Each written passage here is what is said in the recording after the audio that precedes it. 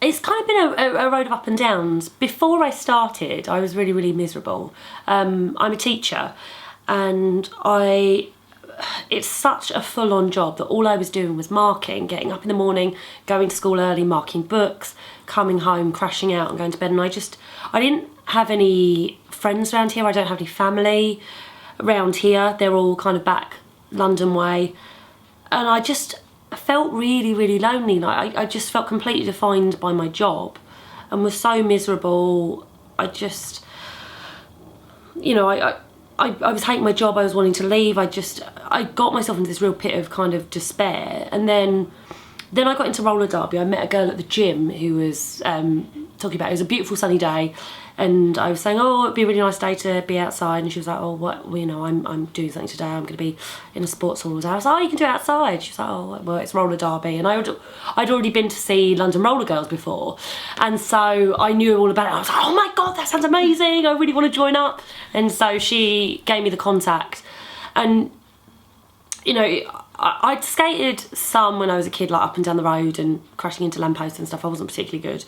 And so I started, and I really enjoyed it. It was lovely to meet people who knew me as me rather than as Miss, because I felt so defined by what I did because there was no time to do anything else. And actually to take that time for me was a really key part of it, to actually be doing something for myself that I didn't feel guilty in, because every time I'd take a night off and watch a film, I'd feel the whole time I should be marking, well, why aren't I doing this? Could be making resources for year 8.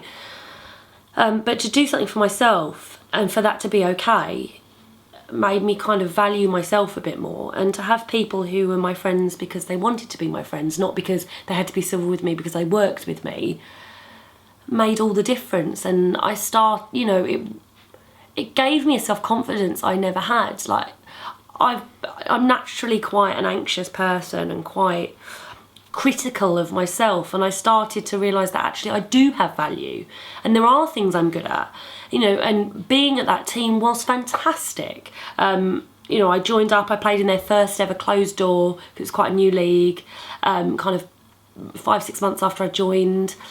3-4 months after that, well, like within my first year, I became vice captain of the team, which I continued until the point where I left. You know, and I was head of pastoral. I was looking after the welfare of everyone. You know, I felt like I had worth, and I was doing something I loved, and I was being more active, and I was proud of myself for that, and just generally for my mental well-being. It was so important. But then, because it was something that was so important to me, when things started to go a bit wrong, it really hit me incredibly hard. So I moved to the big girl track, and I got on very, very well with the coach. He was a fantastic skater, really nice bloke, and we got on really, really well. Like, all of us got on really well. There was nothing untoward. He was a good skater. I really admired him. I really wanted him to, you know, think I was good, as we all did. But then, for some reason, he took a dislike to me and to quite a few other skaters. And I genuinely have no idea why. I genuinely have no idea why. His wife took a disliking to a few of us, and I think that might have been the reason. But this is purely speculation. Sorry, I'm getting all mixed up. But I was with my now husband when I first joined up. I was, you know, there was never anything untoward. He had a massive beard, and I've been very vocal about how much I really, really hate beards, many times, to anyone who'd listen. Sorry, roller derby's all about the beards, and I hate beards. And he just started being really mean to me. Like, when I was in drills with other people, he would come over, coach them, and ignore that I existed. And he'd send me quite abusive messages. So there was one scrim night where his wife had come back.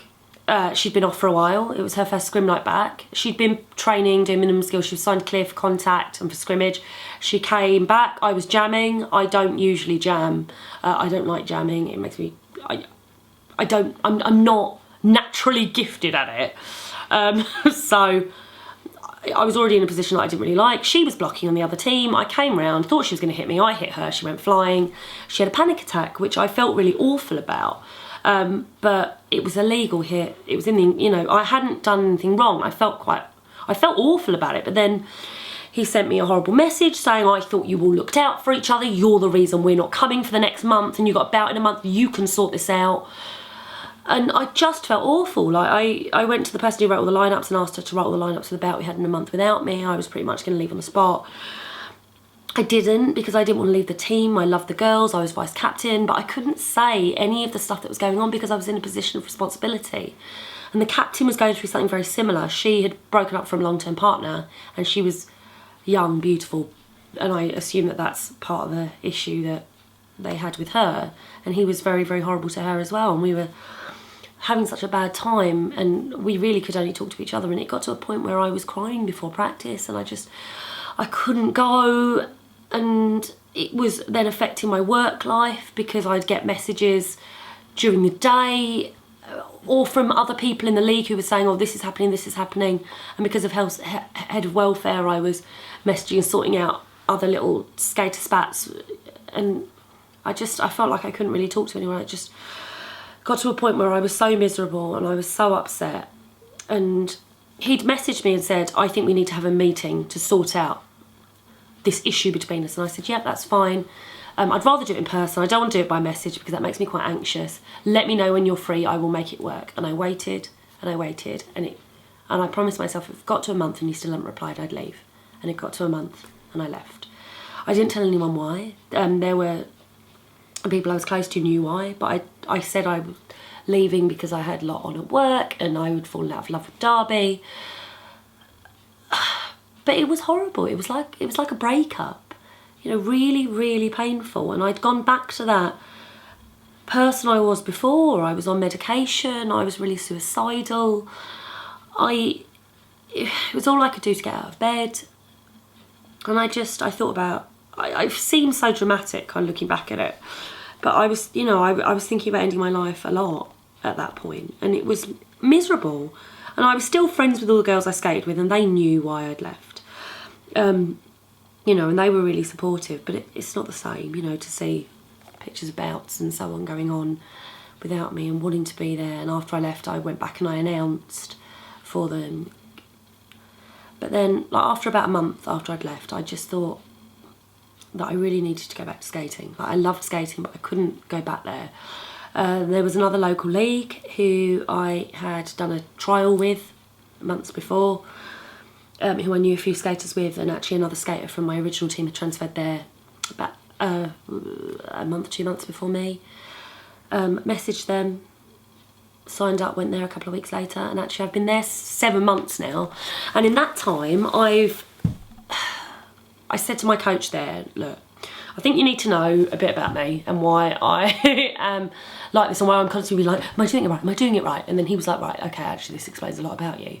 And in those 7 months, I've gone from doing my 3 months probation to being on the B team to being B crossover, and I've now just found out as of January I am 15-16 in the WFDA 20, and our team is top 10 UK RDA at the moment.